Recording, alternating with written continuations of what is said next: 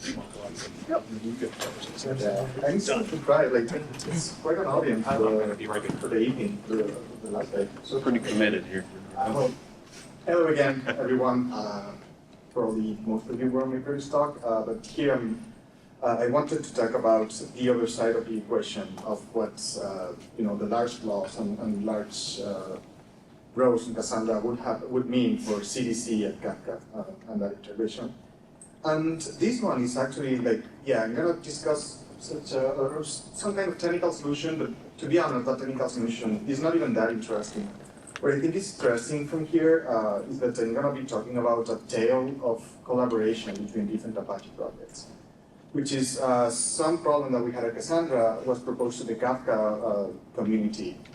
And it has a good acceptance. They are currently discussing it. The feedback has been quite good. And that's basically what I want to talk about. So the story behind it and what the solution is and how it's going. So basically, similar agenda, motivation, goal, what did we do? Some code, which is basically showing a couple of interfaces, nothing too fancy or nothing as fancy before. I don't have a happy Kafka integration. It would be nice though. And some Q&A. So, just in case someone wasn't on the previous talk, we're trying to solve the same thing. Cassandra doesn't impose limits on a row. And whenever you update something, if you want to push that down to Kafka, Kafka is probably going to explode. Now, we discussed a bunch of different things in the previous talk. We discussed about the constraint framework, which is supposed to help with this. We could discuss about the guardrails, which are also supposed to help with this. But your data finds a way. And this is a reference to one of my favorite movies. I've got stickers with that, just, log sticker. But basically, your data finds a way. And, something bad will end up happening. So the other side of the equation was, let's work with Kafka and see what can we do.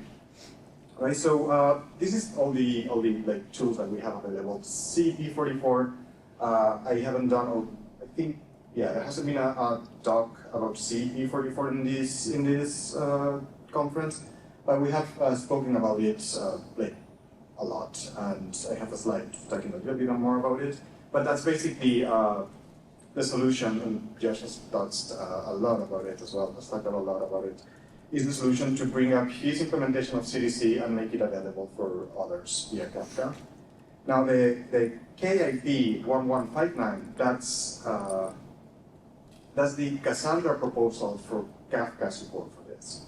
And I'm going to be talking a little bit more later on. But also being a little bit ahead of myself, the hero of reference-based messaging, and I'll expand a little bit on top of that later. So basically, this is what CP44 is. Commit log, sidecar reads it, transform it to Avro, post it to Kafka, everyone can consume it, right? Nice and simple. Of course, it breaks. But I wanted to give a super fast overview of what CDC and CP44 are coming to the table.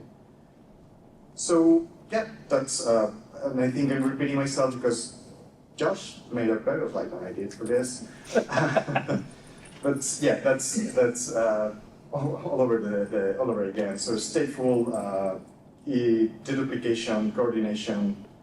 And one cool thing that Josh didn't mention is the schema store integration, which is pretty important, pretty core to what I'm going to describe and what I propose to the Kafka community to support this.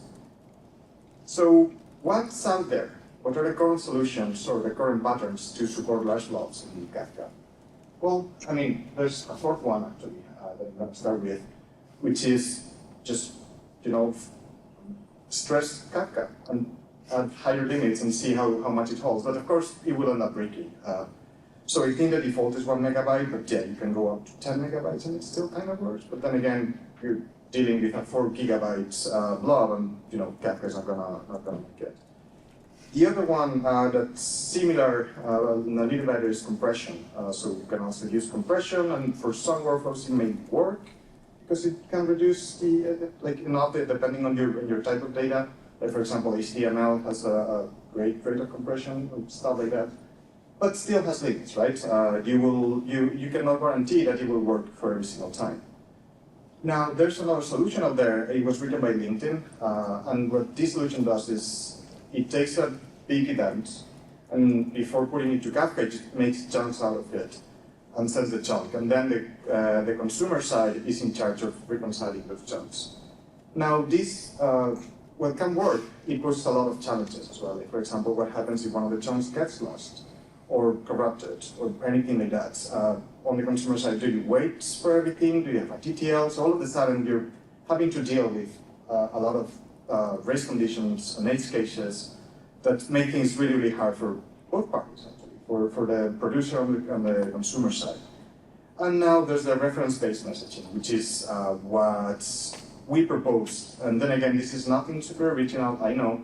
The original part is another thing that we propose along with this. But having this as a first class citizen in Kafka offering would definitely, at least in terms of like what interfaces you need to implement for this to work, that would definitely help the community to have a more robust solution with reference-based messaging. Surprisingly enough, I haven't been a serious implementation of this that's working in production. Maybe missed it, but I haven't seen one. So yeah, that's basically it. It's as dumb as, okay, the serializer, this is done at the serializer level for Kafka. If the message size is bigger than the threshold that you specified, just upload it to object store, get a reference to it, construct the event with the reference, pass the reference. Now the consumer side is in charge of okay, instead of an event, I got a reference, then I need to go to the Blobs store, download it, and hide that back from the actual consumer, from the actual application. Now, of course, this also comes with a bunch of challenges. Like, for example, all of a sudden you're now having to deal with permissions for both the producer and the consumer for the Blobs storage. So it doesn't come for free, but at least I think it's still better than having to deal with the chunking and the disordered events, and I don't know, it can get messy pretty soon. So yeah, that's basically what the reference-based messaging flow is. Check the message, store in S3 or any other blob storage, send the reference. You're taking out a lot of load from Kafka as well, because it's easy to just post an ID.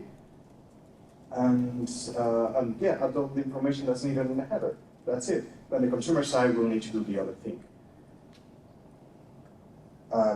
As you can see here, payload store, that's the way the Kafka community decided to call this.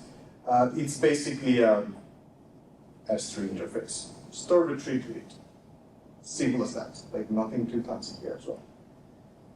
But what about existing serializers? And that's something that we faced as well. So there are some formats that, when used, they need schema, for example, to serialize and deserialize that format. An example would be Avro.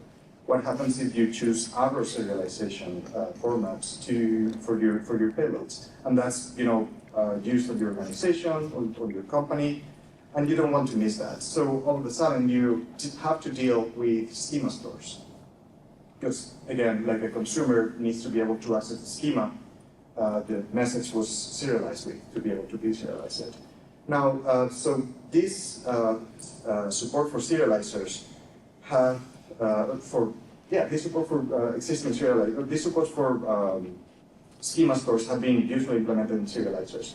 Now, if we're telling you that you also need to deal with reference-based serializers, all of a sudden we are forcing you to update or modify your actual serializer, and that's going to be done for every single implementation of that. It doesn't make any sense. So I actually forgot to add the meme from before, but yeah, there must be a better way for this.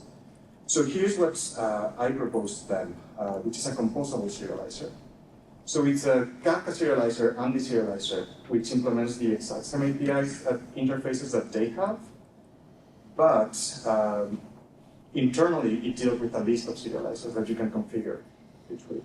So it literally takes your message and do Avro using the current schema store implementation that you have as step one. Second step,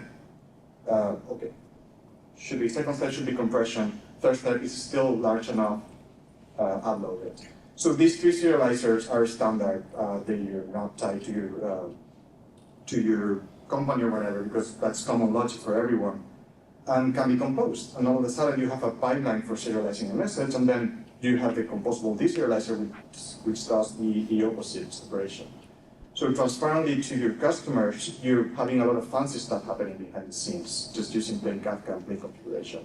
So technically, you don't even need to modify your code, not on the producer or not on the consumer either, as long as you have like those serializers on the class path, which is pretty neat. And here's how you can configure those. So as you can see, the serializer is composable serializers, and then there's composable.serializers that will take a list of serializers. So again, as long as those are available in your class path, Kafka will be happy, everything will be fine. And yeah, of course, as I was mentioning before, there's a lot of things that still can go wrong, so this is not a perfect, but it doesn't exist a perfect solution because Kafka has its limitations, so the same as Cassandra will have its limitations. But yeah, what happens, for example, object storage is down, or reference exists, but somebody deleted it from the object store. That also can happen. How do you recover from that? It's not a simple question or a simple answer. So you need to protect yourself against this. Great logics, and also take into account that we are dealing with heavy objects that are being uploaded to slow APIs, which is basically storage or blob storage APIs, object storage APIs. So those retrieval filers can also back pressure your consumers, your producers. You need to treat performance for that as well. And yeah, so just wanted to mention this is not perfect. I know there are limitations, but at least I think it's a good solution that allows composability, which is something that I usually love in everything that we build. So yeah, CDC plus logcloth all of a sudden is okay, not bad. Cassandra can store 100 megabytes, and CDC can deliver that mutation, which is the actual goal for this. Yeah, that's it. Let's see the actual interface. So now, Francisco, remember how to do the presentation? Magic thing. There we go.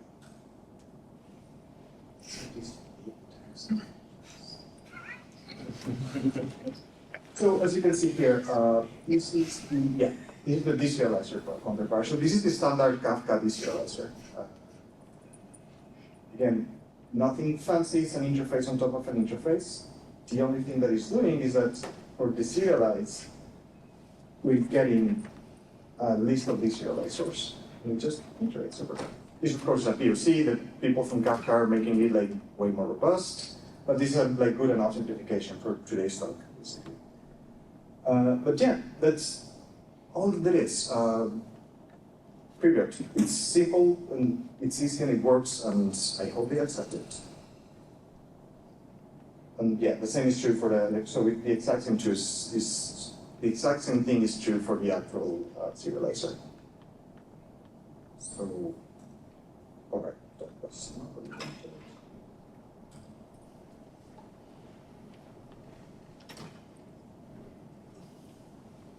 There we go. So yeah, where are we with this? As you mentioned, the KAP has been submitted and it's under review.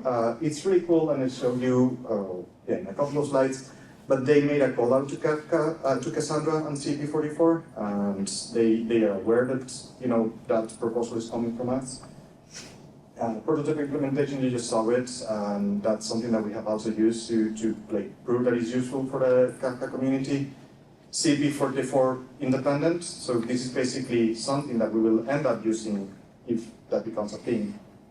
But CP44 does not depend on it. And yeah, testing. We need to make it robust. Future enhancements, make smarter serializers for that.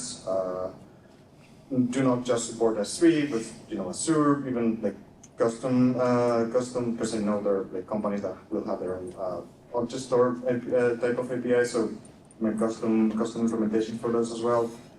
And yeah, as I mentioned before, being smart about uploads, being smart about back pressure, and trying to keep things transparent to consumers and producers. I think that should be a goal. So, and this is what I think is the most cool part of this entire proposal is that, yeah, this is the KIP from them. Okay, but yeah, this is the KIP in which you can see them there. It's a little bit small, but CP44 Kafka integration for Cassandra, and that's what they're basically discussing. So right now, I think the only blocker they have is to discuss if they still want to move with this, because there's some part of the community that wants to go to, I don't even remember, but yeah, something that would make this obsolete. But then again, that's is a typical thing, like, okay, this will be done in 5 years, or we could have this now serving customers. So that discussion is happening on their side right now. So yeah, call to action. How can we help with this? So if you like a proposal, just go to the Kafka tab on this and say, hey, this is cool, we should have this. Test prototypes, that's also on the KIP. So just grab the prototype and play around with it. Provide feedback. I'm sure there are shortcomings. Like I always think the same thing about the things that I propose. Like, please help me break it so it becomes better. So yes, please help me break it so it becomes better. And yeah, help us make this bulletproof. That's it. It was a short one.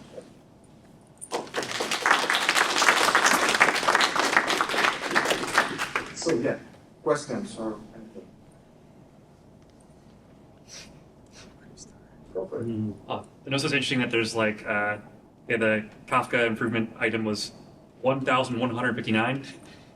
Do they take a pretty steady stream of, like, is their process a lot more, like, how does the process of a KIP compare to a CDP, I guess? So the document is surprisingly, I wouldn't say surprisingly, I guess, all of them look similar. But yeah, document is similar, and I think the process is exactly the same as we have. Okay. So when we drafted the CEP process, we were inspired by them, Spark. So we were like, well, clearly someone had to have done this before. Let's not reinvent the wheel. So that was one of the two. So yeah, in my work, inspired by means we copied them. Which is awesome. That's good. It's the first time we reinvent the wheel. Yep. I think the Jeffs also have been there for a while. Oh, yeah. Well, like with that number, it's almost like they're Jiras as much as CEPs. They have, Yeah, have been pretty Or great. maybe they are more And don't get me productive. wrong, it hasn't been a fast process. So this KP was written, I don't know, 4 or 5 months ago. Thing is that, the discussion has been pretty active. And I'm working with some members of the Kafka community that are definitely being super helpful driving this. Because they also believe that it's the right way to go. So to your point, Ariel, we're in like the 50s, right? Yeah. And that's over what, 3 years? So if we extrapolate it out for the Cassandra lifespan, we'd probably be in like the 200 or 300s by now, even just at a linear rate. But like the first 5 to 10 years of Cassandra, so much was going in so fast. My guess is if we were doing CPs back then, we'd probably be not at 1100, but a lot higher for sure. And to be fair, we are picking up right now. So in the past month, we that's have true. had like 4 new ones. It's accelerating too. But yeah, let's collaborate with other projects. Oh, yeah, go for it. So if the KIP don't get accepted, what's the plan B?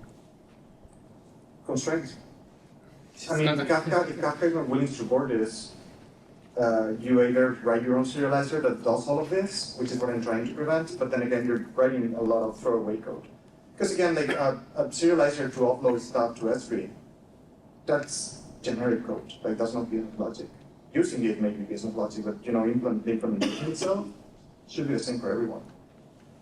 So being able to compose those pieces is, if they do not agree, and that's not the way that project wants to go, I mean, try to convince them in a better way next time. I don't know.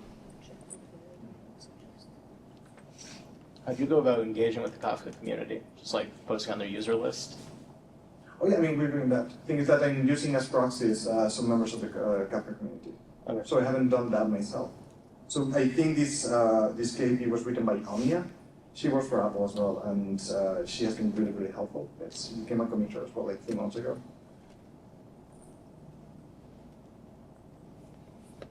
Right, so yeah, thank you very much.